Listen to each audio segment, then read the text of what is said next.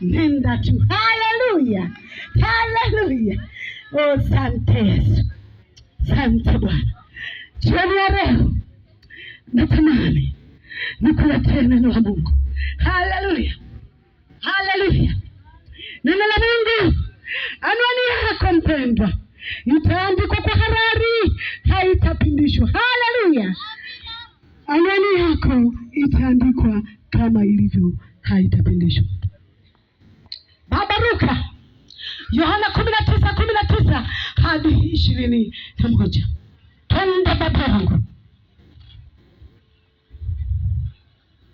Mpendwa, hakuna kupindishwa anwani ya mtu, haipindishwi kwa sababu anwani yake itaandikwa. Bwana Yesu asifiwe.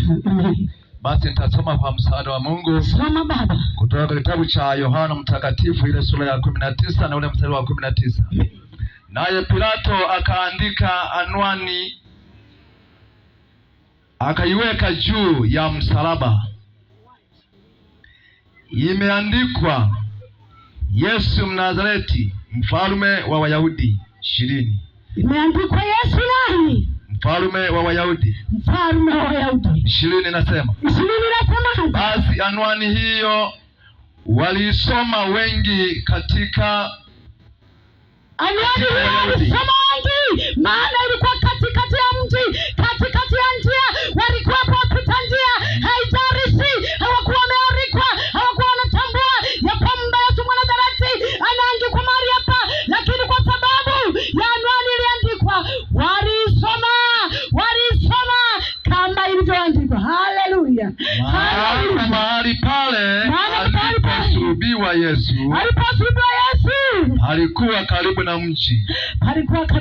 Nayo iliandikwa kwa Kiebrania na Kirumi pia na Kiyunani pia. 21 nasema. Basi wakuu wa makuhani na Wayahudi wakamwambia Pilato, usiandike mfalme wa Wayahudi, bali ya kwamba yule aliyesema mimi ni mfalme wa Wayahudi. 22 Pilato akajibu, iliyoandika ndivyo nimefanyaje? Yameandikwa. Haleluya. Mchapie Yesu makofi. Oh, asante Yesu. Nafurahi na majibu ya Pilato alivyosema, nilivyoandika ndivyo itakavyosomeka. Ndio maana nasema anwani ya kila mtu itasomwa hivyo ilivyo. Hakuna kupindisha, hakuna kugeuzwa. Haleluya, haleluya. Bwana Yesu asifiwe. Hatubadilishi. Ole Enoki.